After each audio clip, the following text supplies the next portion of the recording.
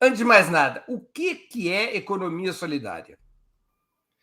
Então, é claro, eu sabia que essa pergunta vinha logo, né? E eu fiquei pensando, a gente que dá aula há muito tempo, é pai, é avô, frequentemente a gente explica o que é uma coisa dizendo como é que ela funciona, né? Em que ela se baseia, por que ela existiu, por que ela é importante.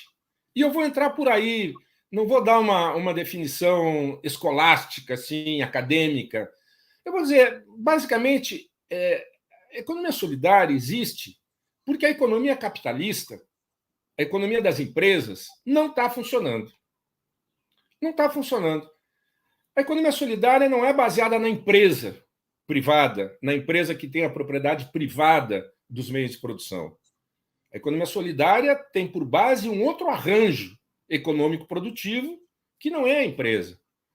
É um empreendimento, a gente chama de empreendimento solidário, é um nome meio ruim, né? Nós temos que achar um outro nome para isso. Mas é um empreendimento solidário, ele é baseado no quê? Baseado na propriedade coletiva dos meios de produção. Não é propriedade privada. A Nem empresa é estatal. baseada na propriedade privada e na contratação de mão de obra, ou seja, no pagamento de um salário para quem trabalha para o dono da empresa. A economia solidária não tem dono. A propriedade é de todo mundo. E aí também não tem salário. Como é que se resolve o problema do salário? Se pega o que foi arrecadado e se divide de uma forma que o coletivo decide. Essa forma pode ser todo mundo vai ganhar igual. Ou pode ser, não, quem está precisando mais, dessa vez ganha mais. E assim por diante. Então, a economia solidária ela tem uma característica muito interessante, que ela pode resolver problemas, sobretudo no Brasil que nós estamos vivendo hoje, e todos que estão escutando esse programa do Breno sabem muito bem, nós somos 210 milhões de habitantes. Desses 210, 180 estão em idade de trabalhar. Ou seja, a nossa força de trabalho disponível para trabalhar são 180 milhões. Desses 180 milhões, apenas 30 têm carteira assinada.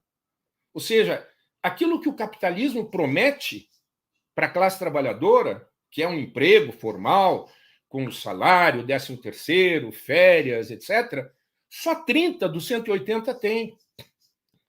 Se a gente tirar os 30, tirar os 10 que trabalham no serviço público, tirar os estudantes, os empresários, os comerciantes, etc., nós vamos chegar a 80 milhões de brasileiros e brasileiras que têm capacidade de trabalhar, de gerar renda, de gerar riqueza, de gerar o que os economistas chamam de PIB, né? E nunca tiveram e nunca terão emprego. 80 milhões de brasileiros nunca tiveram emprego e não vão ter. Porque a gente que conhece um pouco, né, de inteligência artificial, 5G, né, machine learning, etc., a gente sabe que o que vem por aí é muito difícil.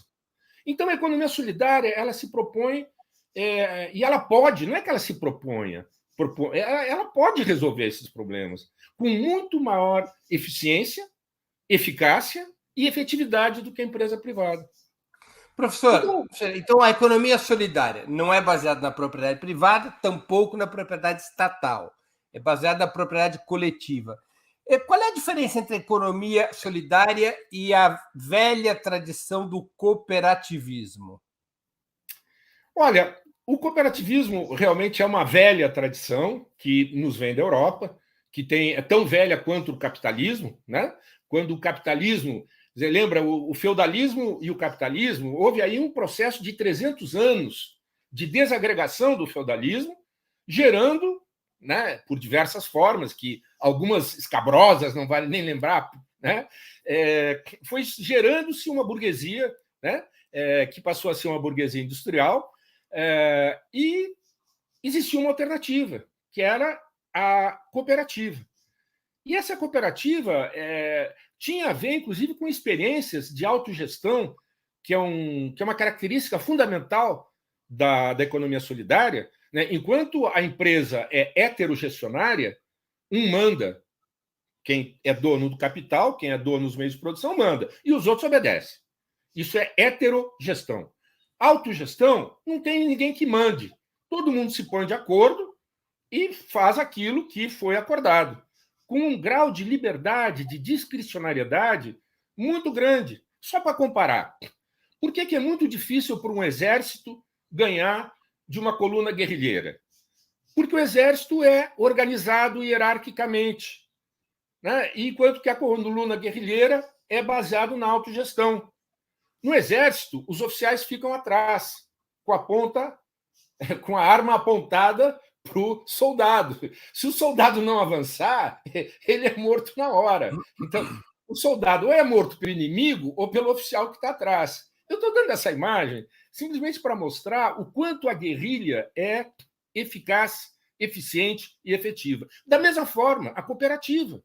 A cooperativa tem uma vantagem em relação à empresa privada enorme.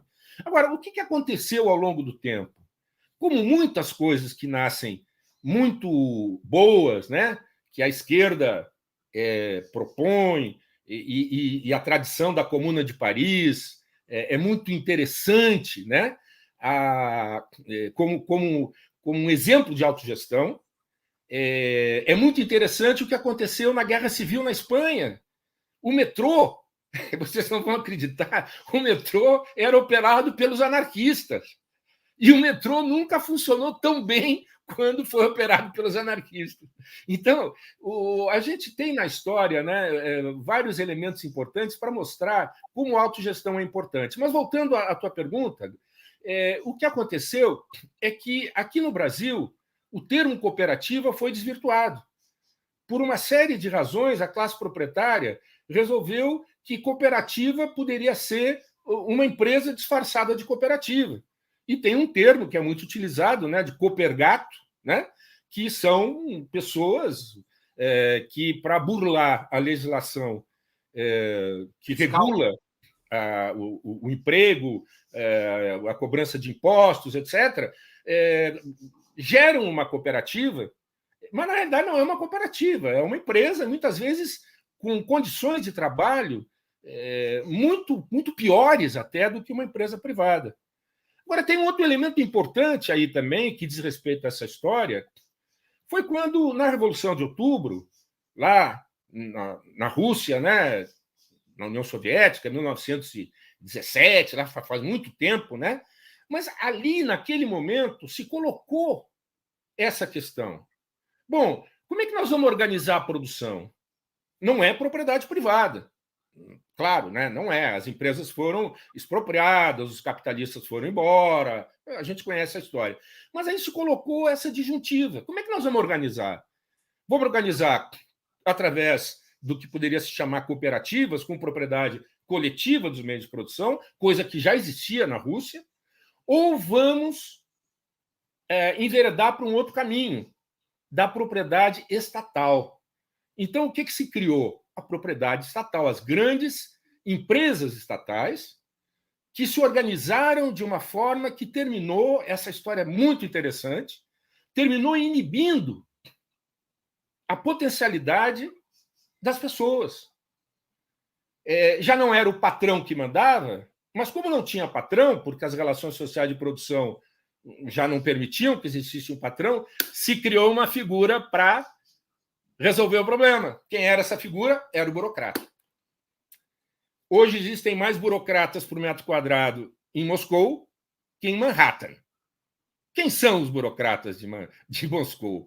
São os filhos, netos e os próprios burocratas que se apropriaram da riqueza produzida pelo povo soviético, ou pelo povo russo, se vocês quiserem. Então, é muito interessante estudar essa história, porque ela vai nos mostrar, inclusive, que essas empresas estatais, elas replicaram, para construir o socialismo, replicaram um modo de produção capitalista.